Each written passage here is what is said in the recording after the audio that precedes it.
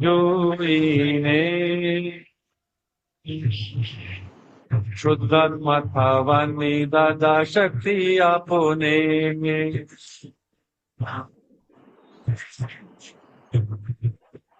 આંખોનો સદુપયોગ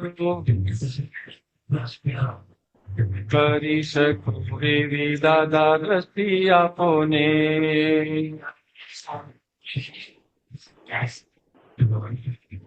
કાનન મારા ખોયા ચામડાની આંખથી રોટી નજર ત્યાં ઉચકી રાગ દ્વેષી પાલકી નજરો ના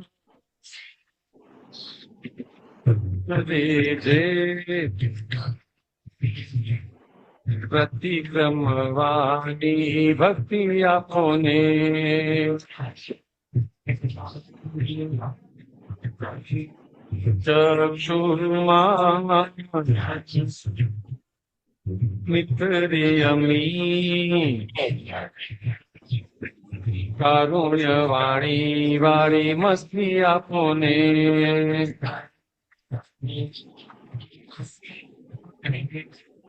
અવસ્થા દ્રષ્ટિ વાળી તરામઠું પૂતગલની દિવ્ય ચક્ષુ પ્રકાશક તત્વ દ્રષ્ટિ સ્વરમણી આત્મને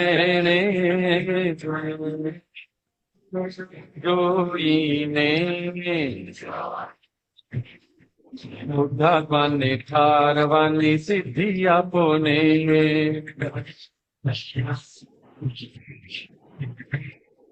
દિવ્ય ચક્ષુથી જોયું નથી સ્વપરને હિત શુદ્ધિ આપો ને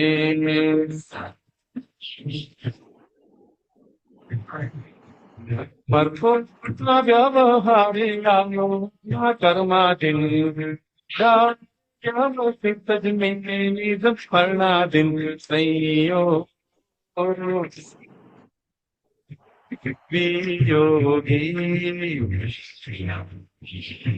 તેથી સગળી દેહાદ્યાસી વૃત્તિ વાળોને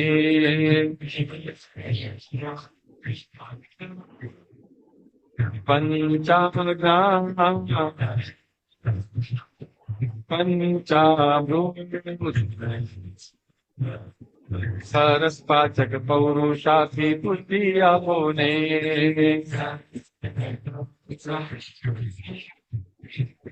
ચીકણી કે મોડી બધી ફાઈલો છે નિકાલી દેખી જ્ઞેયો દ્રશ્યો પૂર્વ નીચે પરાધીન સર્વત્ર શુદ્ધાત્મા અભડક અભેદી બુદ્ધિ આપો ને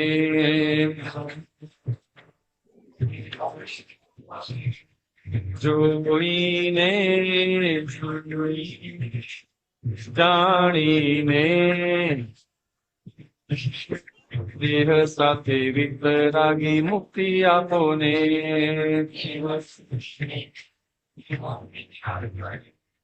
શુદ્ધાત્મા જોઈને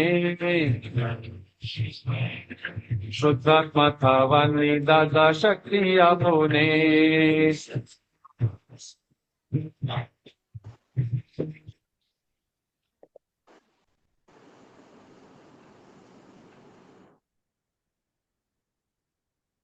મૂકું છું 1 મિનિટ. હા,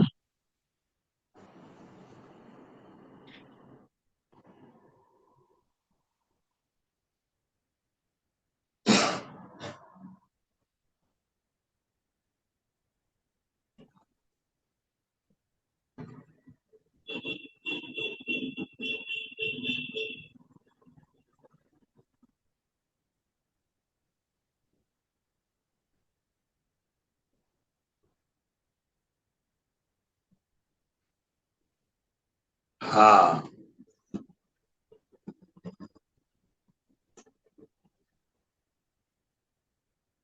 બોલજો હવે. કાંતિયાનંદજી, હાજી.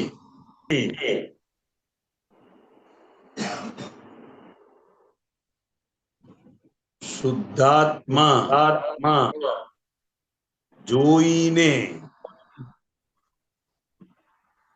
એટલે આપણે જે જોતા હોઈએ છે એવા આપણે થઈ જઈએ છીએ એમ.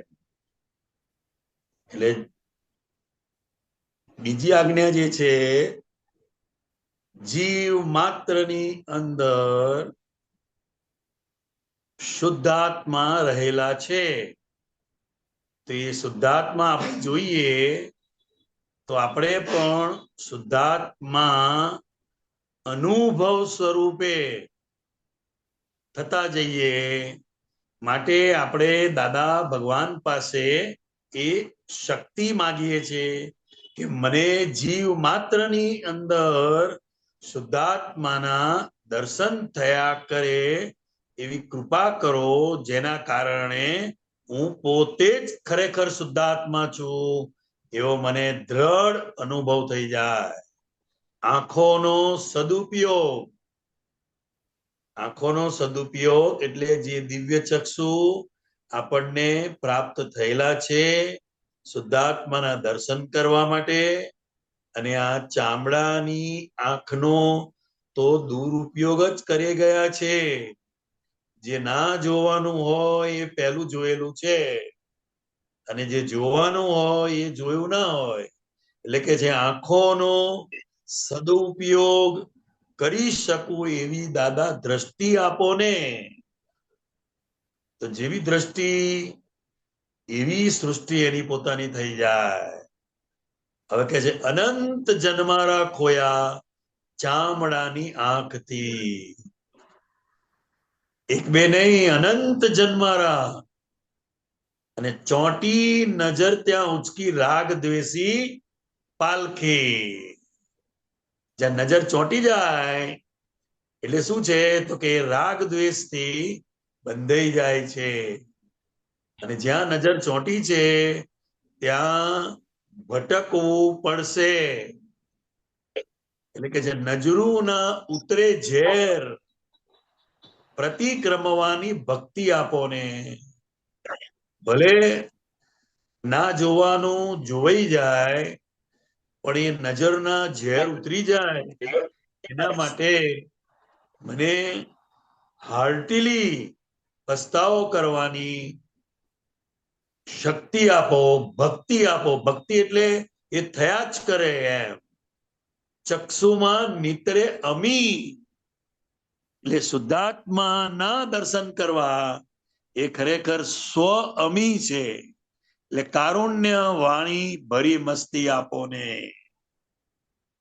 વાણી પણ એવી કારુણ્ય વાળી હોય કે એ કોઈ પણ જીવને મનથી, વાણીથી અને કાયાથી દુઃખ કરતા ન હોય. અવસ્થા દ્રષ્ટિ વાળી કરામતું પૂતગલની. અવસ્થા દ્રષ્ટિ એટલે રિલેટિવ વ્યૂ પોઈન્ટ. અને દિવ્ય ચક્ષુ પ્રકાશક એ તત્વ દ્રષ્ટિ છે. એટલે અવસ્થા દ્રષ્ટિ અને તત્વ દ્રષ્ટિ એ શાસ્ત્રોની અંદર આ બંને દ્રષ્ટિનો ઉલ્લેખ બહુ જ સારી રીતે કરવામાં આવ્યો છે. પરંતુ દાદા ભગવાને આ બંને દ્રષ્ટિને સહેલામાં સહેલી રિલેટિવ વ્યૂ પોઈન્ટ અને રિયલ વ્યૂ પોઈન્ટ કરી અને આજ્ઞા ધર્મે કરીને આ દ્રષ્ટિ આપણને પ્રાપ્ત થયેલી છે. તો એનું શું પરિણામ થશે, તો કે નિરંતર આત્માની જ અંદર એની રમણતા રહ્યા કરશે. આત્મનયણે જોઈને મૂઢાત્માને ઠારવાની સિદ્ધિ આપો ને. મૂઢાત્મા એટલે નાશવંત વસ્તુઓમાં જેને સુખ માનેલું છે એ મૂઢાત્માને ઠારવાની, ઠરી જાય એવી સિદ્ધિ આપો. દિવ્ય ચક્ષુથી જોયું નથી, એટલે જીવ માત્રમાં શુદ્ધાત્માના દર્શન ક્યારેય કર્યા નથી. પણ હવે હે દાદા ભગવાન, સ્વ પરને હિત કર, શુદ્ધિ આપો. એમ પરનું પણ કલ્યાણ થાય અને પોતાનું પણ કલ્યાણ થાય, બંનેનું હિત સધાય એવી શુદ્ધિ આપો ને. પરપોટા વ્યવહારે આયુવાળા કર્માધીન આ દેહ એક પાણીના પરપોટા જેવો છે, એનું આયુષ્ય કર્મ છે, અને એ કર્મને આધીન વ્યવસ્થિત શક્તિ એને દોડાઈ જાય છે. મિકેનિઝમ મરણાધીન. તો કે છેલ્લું શું બને છે? આયુષ્ય કર્મ હોવાને કારણે એ મૃત્યુને આધીન થઈ જાય છે. સંયોગો વિયોગી તેવી સગડી દેહાધ્યાસી વૃત્તિ બાળોને. આ વૃત્તિ એ બહુ મોટો શબ્દ છે. એટલે મારી જે દેહાધ્યાસી બધી જેટલી સઘળી એટલે બધી એને તમે બાળી નાખો. કે પંચાજ્ઞા પંચામૃત સરસ પાચક પૌરુષાર્થી પુષ્ટિ આપો ને. મારો શુદ્ધ ઉપયોગ રૂપી આત્મલક્ષી મોક્ષ લક્ષ્મી પુરુષાર્થ થયા કરે એવી મને પુષ્ટિ આપો, બળ આપો. ચીકણી કે મોડી બધી ફાઇલો છે નિકાલી. કારણ કે બધી ફાઇલ માટે આપણે પોતે જવાબદાર છે, અને માટે હવે આપણું જ વ્યવસ્થિત સમજી ને આ ફાઇલોનો સંભાવે નિકાલ થયા કરે. એ ખાલી જોવું અને જાણવું રહે છે. દેખીતા જ્ઞેયો દ્રશ્યો પૂરગલીને પરાધી. આ દેખીતા જે છે, દેખીતા એટલે ચર્મચક્ષુથી જે દેખાય છે, એ બધા જ્ઞેયો દ્રશ્યો એ ઉદ્ગલને આધીન છે, પરાધીન છે. એ કોઈને આધીન નથી, સંજોગોને આધીન છે. સર્વત્ર શુદ્ધાત્મા અભડક અભેદી બુદ્ધિ આપો ને. કોઈ પણ જીવ સાથે ભેદ ના પડે એવો અભેદી બુદ્ધિ મને આપો. જોઈને જાણીને દેહ સાથે વિતરાગી મુક્તિ આપો ને. આ બહુ મોટી વસ્તુ છે, વિતરાગી મુક્તિ. વિતરાગી મુક્તિ તારે સંભવે છે કે શરીર હોવા છતાં આત્મા સ્વરૂપે પોતાની અવસ્થાઓને જોઈ જાણીને માત્ર કેવો સંભાવે નિકાલ થઈ રહ્યો છે એને જ માત્ર ખાલી એ જુએ જાણે છે. બસ ટૂંકમાં આટલું કહી શકાય. જય સચ્ચિદાનંદ. જય સચ્ચિદાનંદ. ખૂબ સરસ.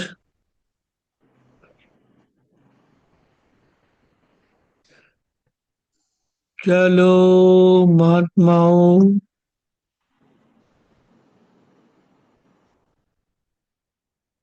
પ્રશ્ન વાળા કોઈ રહ્યા નથી.